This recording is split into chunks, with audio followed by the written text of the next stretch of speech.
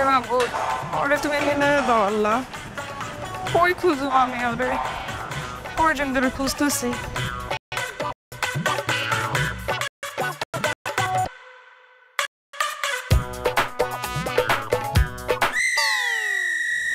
কে আপনার? কে আমি? তুমি এই জায়গায় এই কি মনে করছো তুমি? তোমার আমি খুঁজে পাবো না? হ্যাঁ তোমার আমি খুঁজে পাবো না? এই তুই কি শুরু করছস? আমার জীবনটারে শেষ করে দিতেছস কেন তুই? আরে তুমি রাস্তাঘাটে এগুলো কি করতেছো? মানুষে দেখবো তো। মানুষ যেতে দেখবো এর লেগে তো রাস্তাঘাটে করতেছি। ক তোর নতুন বউ কই ক? আরে এগুলো তুমি কি কইতেছো? তুমি তুমি যাও এই জায়গা থেকে, যাও। আমি একটা ঝামেলার মধ্যে আছি, যাও তুমি। আমি কই যাবো?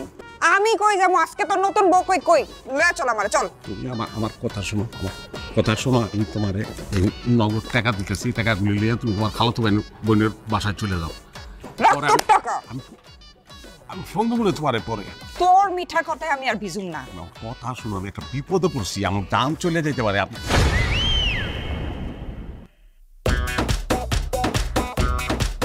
আপা, আপা আমার মাফ করে দেন আপা।